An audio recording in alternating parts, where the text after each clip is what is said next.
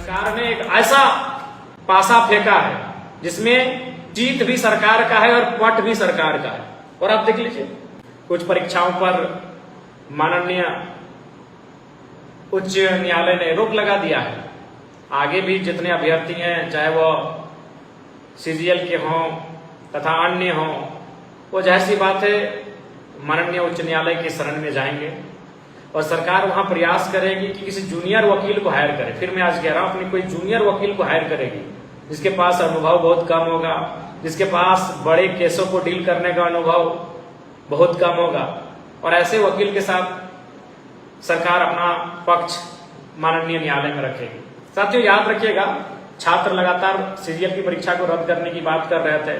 जो भी नेता उनके बीच आ रहे थे वो भी लगातार रद्द करने की बात कर रहे थे। लेकिन याद रखिएगा, मैंने विधानसभा में क्या कहा था, मैं पुनः आपको सुना दूं।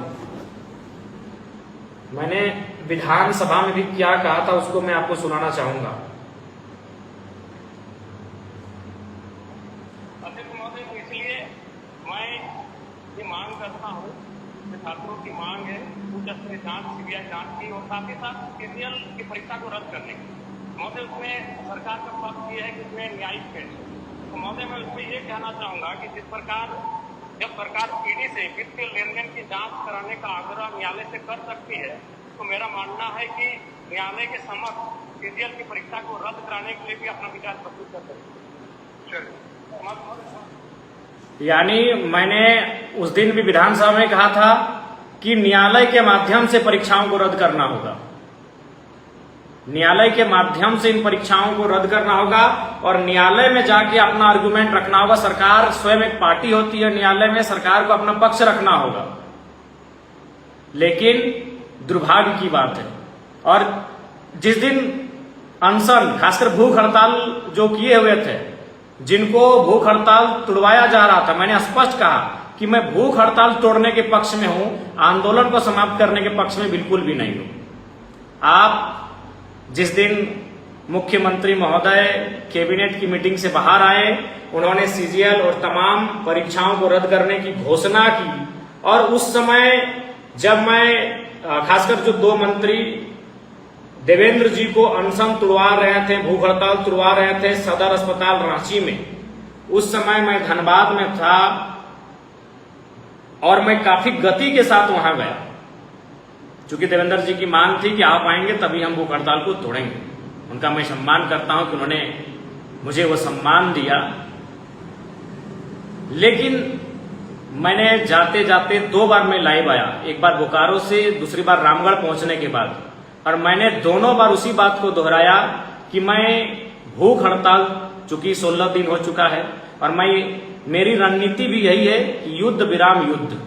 मैं भूख हड़ताल तोड़ने के पक्ष में हूं, आंदोलन को समाप्त करने के पक्ष में बिल्कुल भी नहीं हूं। जब तक उच्च स्तरीय जांच की मांग ना और सरकार पार्टी बनकर जाए न्यायालय। स्पष्ट कहा था, हर एक जितने भी मीडिया इंटरव्यू में मेरा सामना हुआ, मैंने स्पष्ट कहा कि मैं भूख हड़ताल तोड़ने के पक्ष में हूं, जो कि 16 दिन, 15 दिन, 14 दिन हो चुका है, और मेरा मानना है कि 14-15 दिनों में उनमें जो कमजोरी हुई है, कहीं ना कहीं इतनी तकलीफ हुई है कि शायद उनके जीवन में कोई संकट ना आ जाए। लेकिन मैं आंदोलन को उस दिन भी कह रहा था कि न्यायिक पेच में मामला फंसेगा, अतः सरकार को ही पार्टी बनकर जाना होगा। सीआईडी के जो साक्ष्य हैं, उन साक्ष्यों को जाकर न्यायालय में रखना होगा, क्योंकि न्यायालय ने कंडीशनल ज्वाइनिंग दिया था और उन्होंने साफ लिखा था कि आगे जब एसआईटी की टीम, सीआईडी की टीम जांच करेगी और उस जांच के आलोक में कई मैल प्रैक्टिस से जुड़े हुए छात्र कैंडिडेट सामने आएंगे तो राज्य सरकार उस पर काम करेगी, कार्रवाई करेगी। तो ठीक उसी प्रकार राज्य सरकार सीआईडी के माध्यम से अपना ये पक्ष रखती कि हमने जांच किया और उस जांच के क्रम में कई प्रकार की धांधली, कई प्रकार की गड़बड़ी के मामले प्रकाश में आए, और उसके आलोक में इस परीक्षा को, इस भर्ती को स्थगित करने, रद्द करने की पक्ष को रखने का कार्य करना था। लेकिन और सरकार ने यहाँ दोनों तरफ से जो प्रोटेस्ट कर रहे थे उन्हें भी खुश किया, और जो लोग रद्द होने के बाद प्रोटेस्ट करने लगे उन्हें भी खुश कर दिया। यानी चीत और पट दोनों सरकार का हुआ। दूसरी बात, आपने सुदीप सोनू जी के बयान को पढ़ा होगा, सुदीप सोनू पढ़ा होगा, सुना होगा, जो कि मीडिया में बयान है उनका। मैं आपको स्पष्ट कहना चाहूंगा, भले आप सुदीप सोनू जी को जो भी कहिए, झारखंड मुक्ति मोर्चा में और वर्तमान की झारखंड सरकार में अगर मुख्यमंत्री जी के बाद किन्हीं का कद है तो सुदीप सोनू जी का है। और उन्होंने स्पष्ट कहा था कि जेएसएससी सीजीएल की परीक्षा को रद्द करना सरकार के बस की बात नहीं है। याद करिए, 4 बार 5 बार स्टूडेंट की जो डेलीगेट्स टीम थी उनके साथ उनकी बैठक हुई और उस बैठक में 4 मंत्री थे, जिनमें मुख्य रूप से सुदीप सोनू जी मीडिया को संबोधन कर रहे थे, मीडिया से बातचीत कर रहे थे। उन्होंने स्पष्ट कहा कि ऑनरेबल कोर्ट की मॉनिटरिंग में ज्वाइनिंग दी गई है। उसके बाद यानी वो सुदीप सोनू नहीं कह रहे थे, वो सोच लीजिए कि आप मुख्यमंत्री हेमंत सोरेन ही कह रहे थे उनके जुबान से कि ऑनरेबल कोर्ट की मॉनिटरिंग में अभ्यर्थियों को ज्वाइनिंग दिया गया है। ऐसे में ये मामला ऑनरेबल कोर्ट का है, तो ऑनरेबल कोर्ट के माध्यम से सरकार को जाना चाहिए था। लेकिन सरकार चूंकि जब वह 3.5 करोड़ जनता को गोल गोल घुमा सकती है, 3.5 करोड़ की जनता को मुद्दों में वादों में उलझा सकती है, तो 2-4 लाख छात्रों को तो गोल गोल घुमा ही सकते हैं, और वही उन्होंने किया। अब आगे हम लोग भी सोचेंगे, हालांकि हमने पहले ही कहा था आंदोलन छात्रों का है, छात्र अगर वापस होंगे तो भाई हम लोग भी, और वही हुआ। हमारा जो 2 पंडाल बना था, जिसमें एक पंडाल का टैग हम लोग को लगा, नो डाउट, उसमें देवेंद्र जी के नेतृत्व में हमारे 4 और फिर 8 साथी भूख हड़ताल पर बैठे थे। बल्कि हम लोग तो दूसरे चरण के भूख हड़ताल की तैयारी में भी थे। अगर आपको जानकारी नहीं तो मैं बताना चाहूंगा, पहले चरण में हमारे भूख हड़ताल पर बैठने वाले थे देवेंद्र जी, जो 16 दिन तक भूख हड़ताल पर रहे, महेंद्र जी जो शायद 13 दिन तक भूख हड़ताल में रहे, प्रेम नायक जो लगभग 15 दिन भूख हड़ताल में रहे, कुश महतो जो लगभग 12 दिनों तक भूख हड़ताल में रहे। तो ये हमारे 4 साथी थे जो 12 से 16 दिन तक भूख हड़ताल में रहे।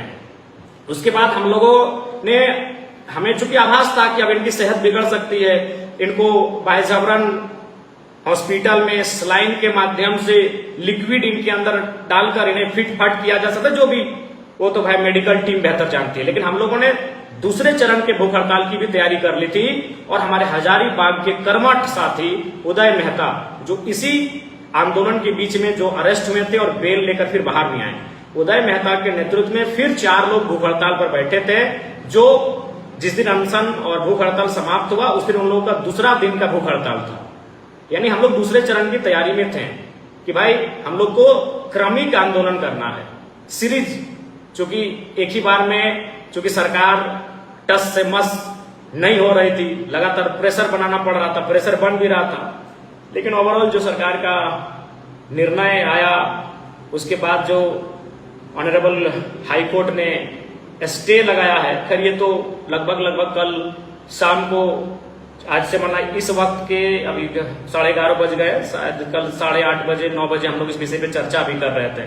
हालांकि भाई न्यायालय की न्यायिक दांव पेंच की उतनी समझ तो अभी विकसित नहीं हुई है, लेकिन जितनी भी समझ हुई है उसके आधार पर मैंने कल ही कहा था कि संभावना ये बनेगी। हालांकि अब आगे इस राज्य के छात्र निर्णय ले उन्हें क्या करना है, और उनको लगता है कि पुनः, हालांकि उनका प्रेस कॉन्फ्रेंस भी देख रहे थे, वो तमाम सामाजिक राजनीतिक संगठनों से अपील भी कर रहे हैं समर्थन का, तो हमारा समर्थन तो रहेगा बिना किसी शर्त के और बिना किसी क्रेडिट के।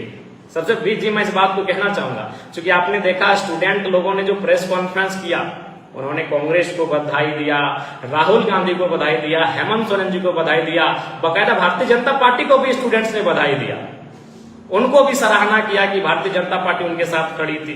राहुल गांधी लेटर लिख रहे थे, उसका उन्होंने सराहना किया।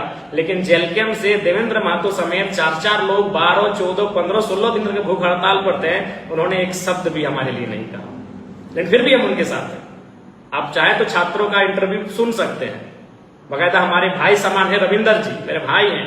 अब चूंकि प्रेस कॉन्फ्रेंस करने का अधिकार रविंदर जी को ही था, आप पढ़ सकते हैं, उनको सुन सकते हैं। उन्होंने, और जो छात्रों का जो समूह था, उन्होंने राहुल गांधी जी को आभार किया, हेमंत सोरेन जी को आभार किया, भारतीय जनता पार्टी तक को आभार किया। लेकिन हम उनके साथ कांधे से कांधा मिलाकर थे। हमने पूरे राज्य में, जिस दिन पुतला दहन हुआ उस दिन पूरे राज्य में जो जिला स्तर में थे उसमें मैक्सिमम कार्यकर्ता हमारे थे।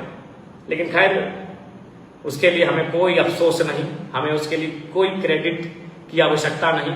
ये छात्रों का आंदोलन है, झारखंड राज्य के भविष्य का सवाल है और इस आंदोलन के साथ हम लोग पुनः हैं, बिना किसी शर्त के और बिना किसी क्रेडिट की इच्छा के।